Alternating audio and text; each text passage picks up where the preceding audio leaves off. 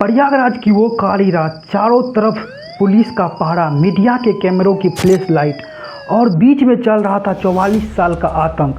अतीक अहमद, हाथ में हथकड़ी थी, चेहरे पर खौफ था, लेकिन किसी को अंदाज़ा नहीं था कि अगले 45 सेकंड में वहाँ क्या होने वाला है।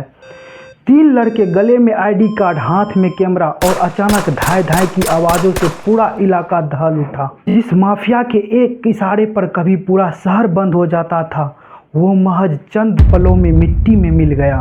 लेकिन आज आपसे एक सवाल है, क्या वो सिर्फ 3 लड़के थे या फिर अतीक अहमद के कर्मों का हिसाब जो सालों से बकाया था? नमस्ते दोस्तों, मैं हूं आपके साथ।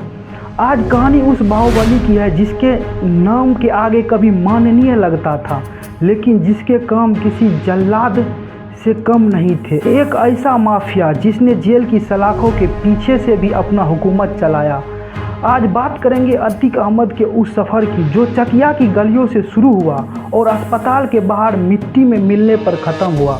बात है 1989 की। महज 17 साल का एक लड़का जिस पर कत्ल का पहला इल्ज़ाम लगा, नाम था अतीक अहमद। प्रयागराज के चकिया इलाका से निकला यह लड़का देखते ही देखते जुर्म की दुनिया की सीढ़ी चढ़ने लगा।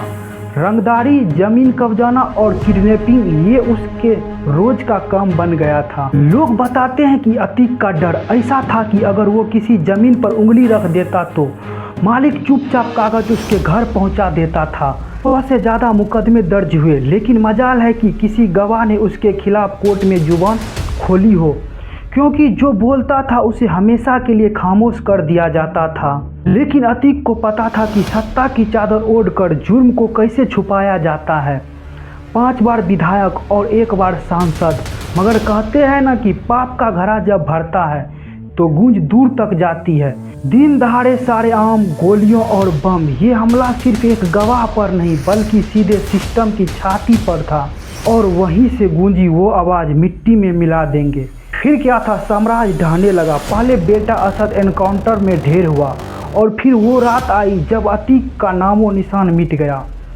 आज सवाल यह नहीं है कि अतीक कैसे मरा, सवाल यह है कि क्या अतीक के अंत के साथ उस माफिया कल्चर का भी अंत होगा जो सालों से हमारे सिस्टम को दीमक की तरह चाट रहा था। आपकी क्या राय है इस पूरे मामले पर? कमेंट बॉक्स में अपनी राय जरूर